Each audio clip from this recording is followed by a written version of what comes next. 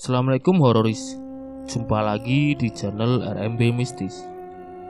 Di cerita kali ini saya akan melanjutkan cerita yang kemarin. Cerita yang berjudul Dinas Bidan. Lalu seperti apa ceritanya?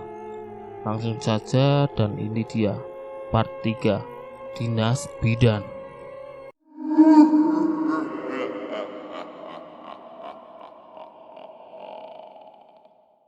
Dinda dikurung di dalam kamar. Tubuhnya diikat di atas ranjang. Dia sangat agresif dan membahayakan. Dinda sempat menggigit tangan kananku sampai berdarah. Dinda juga melukai tangannya sendiri dengan pisau. Kata Pak Rahmat, Dinda kerasukan roh jahat yang mencoba melukainya. Lagi-lagi Pak Rahmat membacakan ayat suci. Kali ini dia meninggikan intonasi bacaannya sambil menunjuk wajah Dinda. Kedua mata Dinda melotot saat dibacakan ayat kursi. Anehnya, dia malah tertawa sambil menirukan bacaan Pak Rahmat. "Aku lebih pintar dari kamu," bentak Dinda sambil mendelik ke wajah Pak Rahmat. "Siapa kamu? Keluar sekarang juga dari tubuh anak ini, atau kumusnahkan kau dengan ayat-ayat Allah." "Aku Boibah," bentak Dinda. "Halah, kau jin memang suka memfitnah orang yang sudah meninggal." Pak Rahmat kembali membaca ayat suci. Tampak Dinda tertawa-tawa sambil menceracau tidak jelas. "Aku akan menyesatkan kalian semua agar kalian jauh dari Tuhan," kata Dinda dengan wajah menengadah ke langit-langit. Urat lehernya terlihat jelas. Ia mengerang seperti kesakitan. "Keluar kau," bentak Pak Rahmat sambil mengusap wajah Dinda. Tubuh Dinda yang tadinya mengamuk kini mulai lunak, lalu dia pingsan begitu saja. Aku membuka tali yang mengikat tubuhnya. Kasihan, takutnya dia kesulitan bernapas. Aku juga membenarkan posisi bantalnya dan menyelimuti tubuhnya. Tengah malam, saat aku tidur pulas, ada seseorang mengetuk pintu kamar. Masih dalam keadaan mengantuk, kubuka pintu itu. Dinda berdiri di depanku dengan ekspresi wajahnya yang datar. "Kamu sudah siuman, Din?" tanyaku sambil memicingkan mata. "Mbokku pulang, Mbak." "Hah? Mbokmu pulang?" Mendengar pernyataannya membuatku kaget setengah mati. "Iya, dia di luar, Mbak." Aku jongkok sambil mengelus rambut Dinda. "Dinda, mbokmu sudah tenang di surga. Dia nggak akan..." Aku belum sempat menyelesaikan ucapanku. Tiba-tiba ada yang menggedor-gedor pintu rumah. Itu Mbok. Mukanya seram banget, Mbak." Perlahan aku mendekat ke pintu. Semakin lama, pintu itu terdengar seperti digedor dengan paksa. Seperti ada orang yang sedang marah-marah.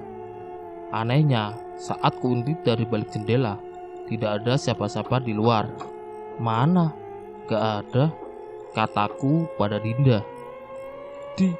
Di atas." Desis Dinda. Ada cairan hitam menetes ke kepalaku. Aku mendongak. Kulihat ada sosok wanita dengan wajahnya yang hitam pekat sedang menempel di langit-langit ruangan. Dia mengenakan jubah putih. Rambutnya juga putih semua. Ada cairan hitam menetes dari mulutnya. Aku berteriak, lalu lari keluar rumah sambil membawa Dinda. Ku gedor pintu rumah Pak Rahmat, tapi dia tidak mau keluar. Entah kemana perginya Pak Rahmat itu. Aku dan Dinda pun lari ke perkampungan warga untuk meminta tolong. Sialnya, mereka seperti tidak peduli pada kami. Ada beberapa rumah yang menyalakan lampunya, lalu mengintip kami dari balik jendela. Tapi mereka tidak mau keluar dan mematikan kembali lampu rumahnya. Aku menangis di tengah perkampungan. Dinda berdiri di hadapanku. Wajahnya datar. Tak ada kesedihan sama sekali di wajahnya itu. "Mbak Maya, jangan nangis," kata Dinda. Aku tidak mempedulikannya.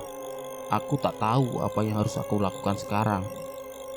Semuanya terasa ganjil dan tak masuk akal. Ada yang tidak beres dengan kampung ini. "Mbak." Dari kejauhan ku dengar suara lelaki memanggilku. Aku sangat mengenali suara itu. Tidak salah lagi, itu adalah Pak Sukra. Kenapa Mbak Maya ada di sini? Aku menceritakan kejadian itu padanya. Pak Sukra pun menawarkanku untuk tinggal di rumahnya. Aku dan Dinda pun menerima tawaran itu. Untuk beberapa hari ini, kami akan tinggal di rumah Pak Sukra. Tidak ada salahnya menerima tawaran lelaki itu. Lagi pula dia sudah punya istri, jadi tidak akan ada warga yang berpikir macam-macam. Rumah Pak Sukra terbilang sederhana. Rumah itu tidak sebesar rumah Dinda. Baru saja tiba di rumah itu, Bu Jumi, istri Pak Sukra, langsung menyambut kami dengan ramah. Ia tampak seperti ibu-ibu biasa yang sering kulihat. Badannya gemuk, kulitnya sawo matang, dan dia mengenakan daster. "Mari silakan masuk, Mbak," kata Bu Jumi mempersilahkan. Ia lalu melangkah ke dapur dan kembali dengan membawa sekaleng rengginang. Bu Jumi ini orangnya yang murah senyum. Setiap kalimat yang diucapnya pasti diiringi dengan senyuman. Tak lama kemudian, Pak Sukra muncul dari dapur. Dia membawa 2 gelas sirup jeruk dan menyuguhkannya kepada kami. "Ini buat Dinda, biar lebih tenang. Ayo diminum." Pak Sukra mengambil gelas di hadapanku lalu menyodorkannya kepada Dinda. Dinda kemudian meminum sirup jeruk itu. "Enak kan?" tanya Bu Jumi. Namun Dinda diam saja. Dia tidak menanggapi Bu Jumi. "Nah, yang ini buat Mbak Maya." Pak Sukra meraih gelas satunya lagi di hadapanku. "Iya Pak, terima kasih," timpalku sambil tersenyum. Sirup itu terasa segar sekali. Aku meminumnya sampai habis setengah-setengahnya sekali teguk. "Gimana? Enak kan sirupnya?" "Enak Pak," jawabku sambil mengangguk. "Kalau rumah itu ada hantunya, untuk sementara Mbak Maya dan Dinda boleh kok tinggal di sini dulu. Ya kan, Mah?" kata Pak Sukra sambil menoleh kepada istrinya. "Ya boleh banget. Kebetulan masih ada kamar yang kosong," timpal Bu Jumi. "Saya ucapin terima kasih banyak udah mau nolong kami, Pak. Semenjak Bu Ibah meninggal, rumahnya itu jadi angker. Kemarin saja Dinda kesurupan," kataku sambil menampakkan wajah cemas.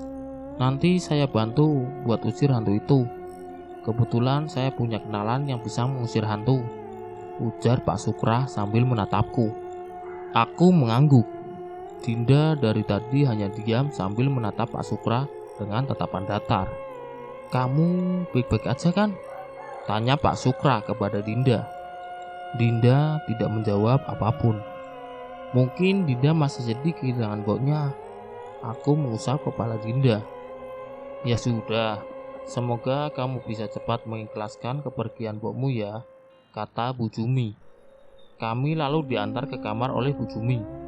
Di dalam kamar itu hanya ada satu tempat tidur yang hanya dimuat oleh 1 orang. Pak Sukra lalu datang dengan membawa kasur tambahan. Dia meletakkan kasur itu di bawah ranjang. "Kamu tidur di ranjang ya, biar Mbak yang di bawah," kata aku kepada Dinda. Entah kenapa, malam itu aku tidak bisa tidur. Tiba-tiba aku terbayang wajah Pak Sukra. Bayangan itu tidak mau pergi, sehingga membuat mataku susah terpejam. Di luar sayup-sayup ku dengar suara Pak Sukra, seperti sedang bergumam membaca mantra-mantra. Aku juga mencium bau kemenyan malam itu.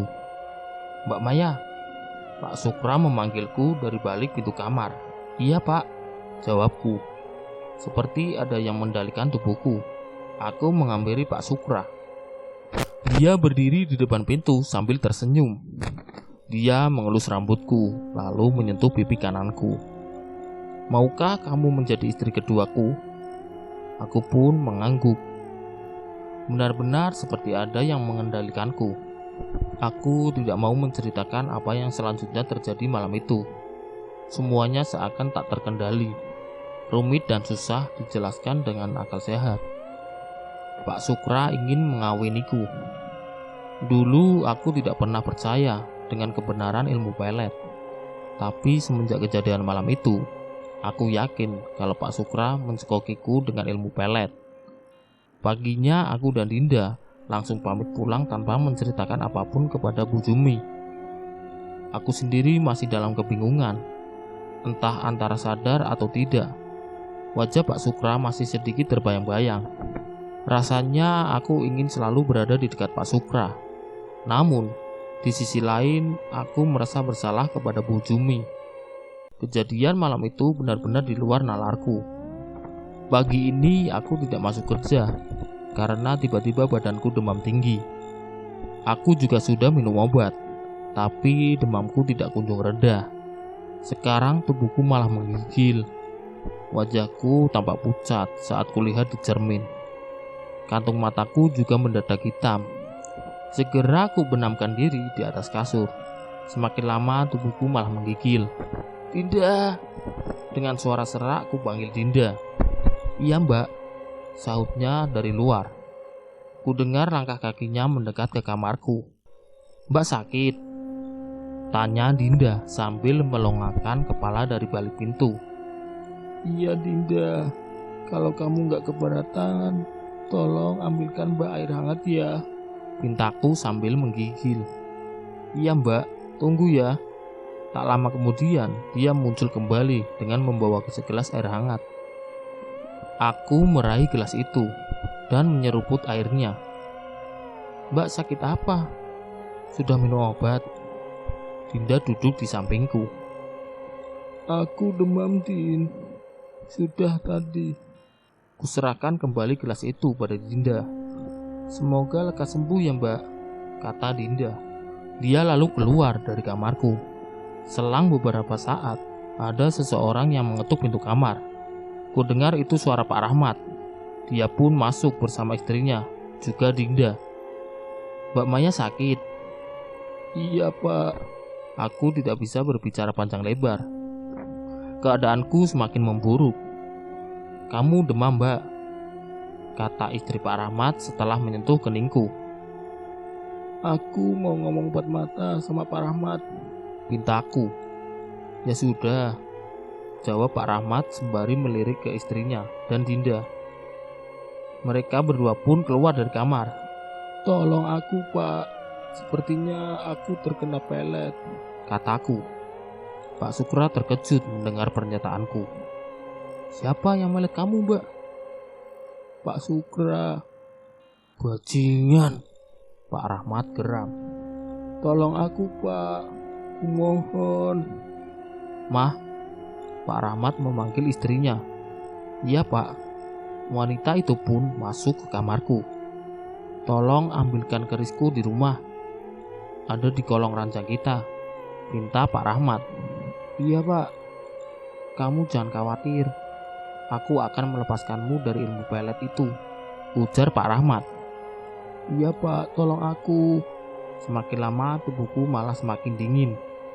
Beberapa saat setelah kami menunggu, istri Pak Rahmat muncul kembali dengan membawa keris. Ia menyerahkannya kepada Pak Rahmat. Keris itu kemudian dikeluarkan dari sarungnya. Pak Rahmat lalu menempelkan di keningku. Aku memejamkan mata. Ku dengar Pak Rahmat berkemat kamit yang suaranya terdengar tak terlalu jelas. Entah apa yang sedang dia ucapkan. Tak lama setelah itu, ada sesuatu dari dalam perutku yang memaksa naik untuk keluar dari mulut. Kubuka mulutku lebar-lebar.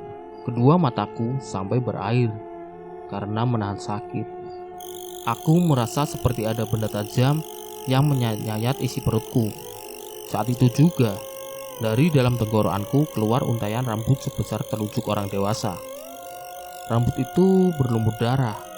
Pelan-pelan Pak Rahmat menarik benda itu. Panjang rambut itu sekitar 1 meter lebih. Aku muntah-muntah setelah benda itu berhasil keluar dari dalam mulutku. Pak Rahmat kembali berkemat kamit. Aku kembali memuntahkan sesuatu. Kali ini cairan. Itu jelas minuman yang diberikan Pak Sukra kemarin. "Kamu benar-benar terkena pelet si Sukra." Pak Rahmat kembali memasukkan kembali kerisnya. Aku mau pulang saja pak, kataku sambil menyeka bercak darah di bibir. Kapan? Tanyanya lagi. Besok saja. Semoga keadaanku sudah membaik besok. Ya, Kalau Mbak Maya pulang, aku sendirian dong. gerutu Dinda. Kamu nggak sendiri kok. Kan ada keluarga Pak Rahmat yang baik hati. Ujarku. Tak lama kemudian, ada seseorang yang mengetuk pintu. Mbak Maya, Itu suara Pak Sukra. mau apa sih dia? Pak Sukra muncul. Dia membawa buah-buahan untukku. Mbak Maya sakit ya? Sapa Pak Sukra sambil tersenyum.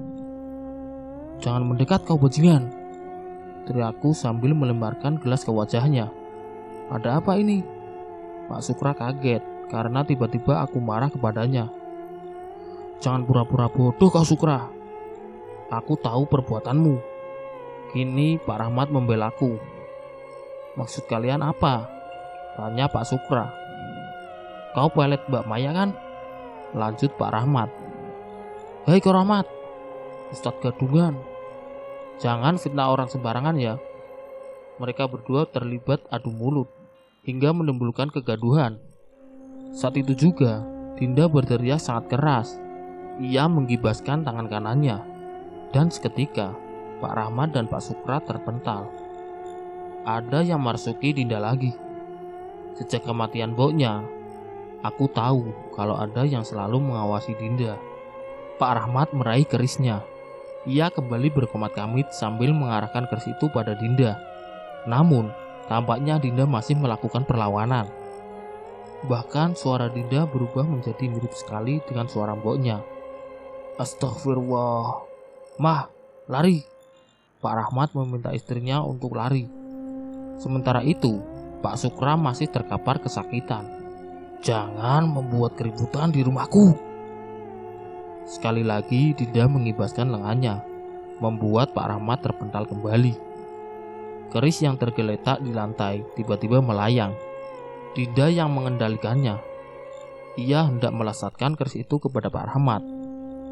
Dinda, jangan, teriakku. Keris itu melesat ke arah Pak Rahmat, dan untungnya masih dapat dihindari. Pada saat genting seperti itu, Pak Sukra malah kabur. Dia ketakutan melihat Dinda yang kesurupan.